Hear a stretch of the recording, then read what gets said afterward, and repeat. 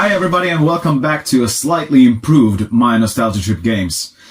As you might have noticed, we have a new title, screen, logo kind of a thing, and new title music. And we also have this funky new, cheap background solution so we can have anything we want in the background there as I'm speaking to you now. Now without further ado, let's go to DOS episode number 2.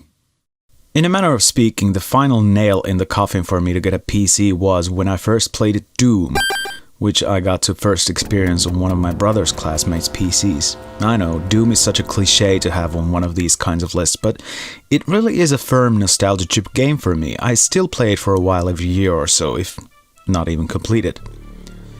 The version of Doom I had back then on my own 100MHz Pentium PC with MS-DOS 6.22 was the ultimate Doom, which was released in April 1995.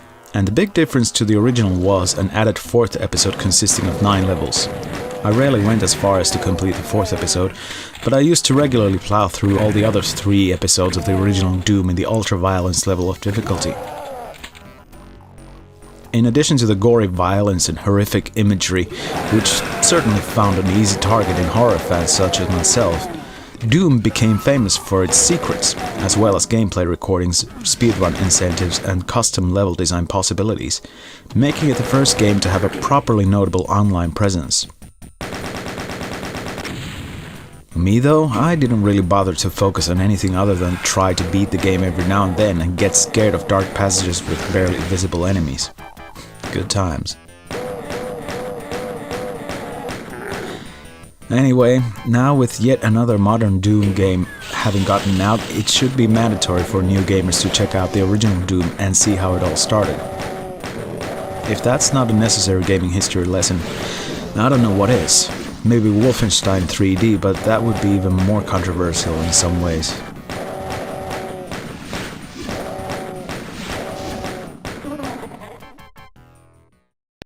If I were to pick one-on-one martial arts fighting game that I spent most time on, it would have to be One Must Fall 2097. The reason why is quite simply its stupidly high speed of action. Although you do need to learn some moves, your best bet for winning any fight is just to keep bashing every button as quickly as you possibly can. That's my idea of a good time, not the Tekken method. That's not to say One Must Fall is entirely lacking in tactics. Every human-assisted robot character has its own specific style of fighting, and they need to be dealt with in their own specific ways. Additionally, you have to watch out for arena hazards such as spikes coming out of walls and an electrically charged cage. Winning fights earns you money, which can be used for upgrading your fighting droid, which in itself requires some thought. The game is rather long though, which makes it necessary to have a load and save system. At the time, it was a nice alternative to practically any other fighting game which had shorter campaign modes, with the only real incentive being opening up other playable characters. But naturally, One Must Fall does have a multiplayer mode in it too.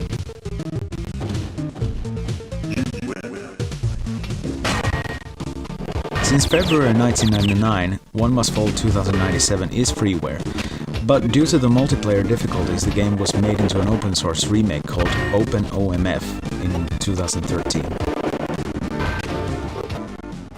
One of the most influential racing games of all time has to be Vette from 1989. Released for Macintosh, MS-DOS and NEC PC 9801, this game was practically the basis for games like Grand Theft Auto and Test Drive Unlimited.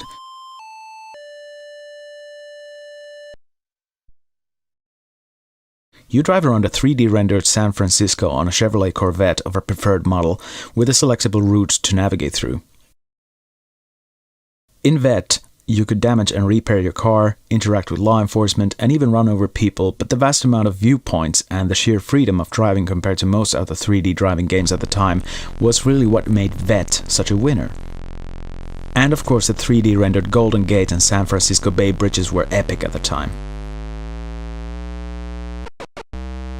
Of course, since Macintosh and NEC PCs were out of reach in my area, the DOS version was the only one I ever could get my hands on at the time, so that's where my nostalgia remains. It's not a game I return to all that often, but it's one that should have a firmer place on any self-respecting retro gamer's bucket list, if not exactly on a nostalgia trip list.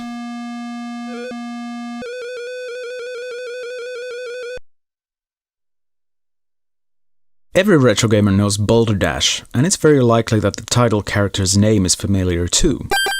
Rockford had a game bearing its own name, originally developed as an arcade game by Arcadia Systems, published less than 2 years after the original Boulder Dash trilogy was finished, basically making this one an Amiga original. I learned of this game's existence through DOS-based PCs, as most of my PC gaming friends had this one in their collection, and I only learned about the game's other versions and origins through emulation long afterwards. Rockford's advantages over the original Boulder Dash games are admittedly superficial. You get various different graphic sets for the otherwise fairly classic style Boulder Dash levels, and there are animated cutscenes for completing levels and dying. The gameplay hasn't really altered from the original all that much, but the level designs leave something to be desired, and the game is reportedly unfinishable due to some bug or another. But that doesn't really take the nostalgic value away from it, far from it. For all its faults, Rockford is a nice alternative to the original Boulder Dash trilogy, and a DOS PC is a good platform to play it on.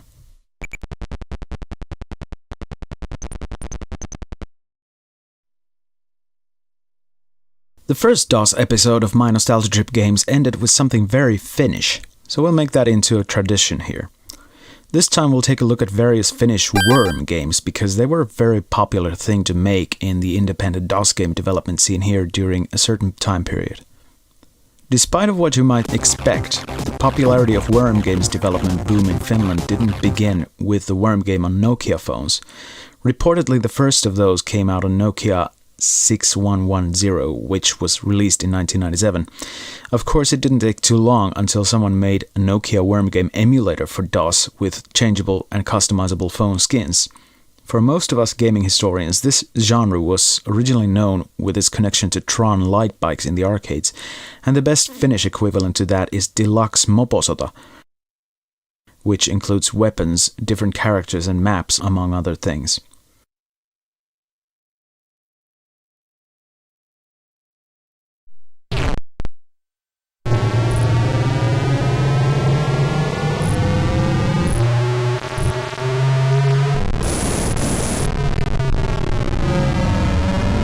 Other notable Tron-based worm games from Finland are Beer Worm from 1996, which makes your straight-line worm wiggle increasingly with the amount of consumed beer, and Paniikkimato, which is Panic Worm in English, from 1999, in which you collect a number of apples and find the exit before the level gets eaten by a curtain falling from above.